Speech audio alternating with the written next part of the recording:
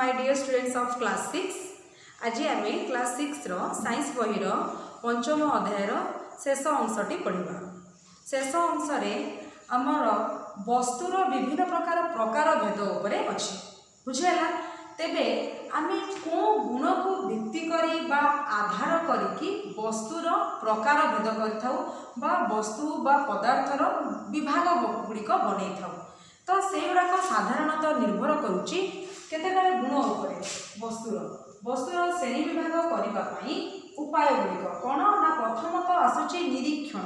निरीक्षण माने कौन गोटे वस्तु को आम देखिकी जानीपे से केमती देखा जाउची, से कठिन अवस्था अच्छी कि तरल अवस्था अच्छी कि गैसीय अवस्था अच्छी बुझल। देन है कौन स्पर्श।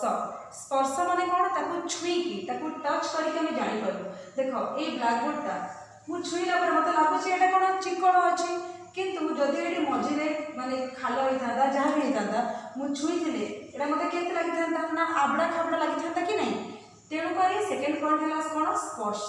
आम स्पर्श द्वारा जापर गोटे वस्तुटा केमती ना चिकण कि आबड़ा खाबड़ा। 3 नंबरटा है कौन चाप। गोटे जगह आम चाप प्रयोग करके देखू से कौन हल्का अच्छी कि टाण अच्छी। सपोज ए चक चक जब मुझे चाप प्रयोग करी मत केमती लगे टाण लगे कि नहीं। तेज ये कौन जापी ना चाप प्रयोग द्वारा गोटे वस्तु कठिन कि तरल आम जापु बुझल। देन है कौन उत्तोलन।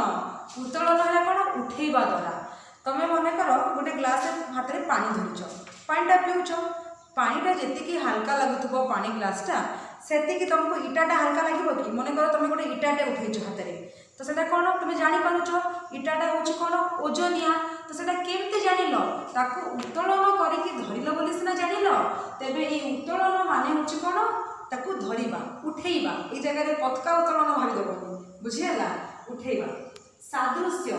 सादृश्य कहले कौन ना सामंजस्य। दुईटा जिनस भितर कौनटा समानता अच्छी। सपोज तुम देखि सोरिष देखिच मांडिया देखिच कि नहीं। मांडिया सोरिष आउ मांडिया केम देखा जाती प्रायतः एका भाया देखा जाती कि नहीं। तो यहाँ है कौन से सादृश्य बुझीगला। ठीक से भाई गोलमरीच देखिच गोलमरीच आउ तुम है कौन अमृतभंडार मंजी उभय तो कला कला कि नहीं। तो सहीटा है कौन से सादृश्य बा ताको कौन बोली कहुए सामंजस्य बोली कहुए। नेक्स्ट है कौन पार्थक्य। पार्थक्य कहले कौन ना सेमानक भितर कौन भिन्न अच्छी को जिनसटा अलग अच्छी बुझे कि नहीं। अच्छा आम सोरिष आ मांडिया देखी दुईटा जाक पूरा एका भली किंतु सोरिष दाना गुड़िक टिके बड़ थाए मांडिया दाना गुड़िक टिके छोट थाए। तेबे ए जगह प्रश्न कौन उठुची ना वस्तुर श्रेणी विभाग आम क्या करवा ना ये 6टा उपाय अच्छी कौन कौन निरीक्षण स्पर्श चाप उत्तोलन सादृश्य पार्थक्य या एमान द्वारा बा ए उपाय मान द्वारा आम गोटे वस्तुर कौन कर ना तार विभाग कर से कौन माने से कठिन कि तरल कि गैसीय कि ओजनिया हल्का आम ये उपाय मान द्वारा जापर गोटे वस्तुर कौन गुण संबंध बुझेगा।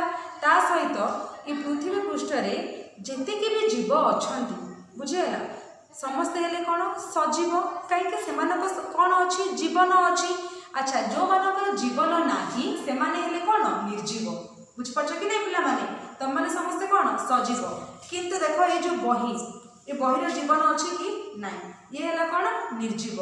जार जीवन अच्छी से है सजीव एवं जार जीवन नहीं से है निर्जीव बुझीगला। अच्छा तुमको जदि पचरा स्वच्छ आउ अस्वच्छ कहले कौन कहीपर आम आग क्लास पढ़ीला। स्वच्छ कहले कौन जहाँ मध्य देकी आलोक गति करें ताकू कहुए कौन स्वच्छ। आलोक गति करें कौन ताकू से जिनस को फटेकी आलोक जाए नहीं से जिनसर मध्य देकी आलोक गति करें बुझीगला ताकू कहुए स्वच्छ। एवं जहाँ मध्य देकी आलोक गति करें नहीं ताकू कहुए कौन अस्वच्छ पदार्थ बुझिपारच। काच है पानी है एमाने कौन स्वच्छ पदार्थ कहीं एमानक मध्य देखी आलोक गति करें। किंतु देखो ये चक डबाटा जो अच्छी या मध्य देकी मते आलोक देखा जीवो नाही, या मध्य देकी आलोक एपट साइड रो एपट साइड आसी परिबनी काहे ये अस्वच्छ पदार्थ बुझीगला। आ जेते बेले आलोकर गतिपथ रे गोटे अस्वच्छ पदार्थ टे थाए सेते बेले ही छाईर सृष्टि हुए बुझीगला। तो पदार्थ मानक भितरे किछिटा पदार्थ अछंती स्वच्छ एवं किछिटा अछंती अस्वच्छ पदार्थ बुझीगला। जदि ए टॉपिक रो किछि तुमको डाउट थिबो हेले मते तमे हम चैट माध्यम रे पचारि पारिबो। ओके, आज एतिकी नेक्स्ट क्लास रे हमें पढ़िबा।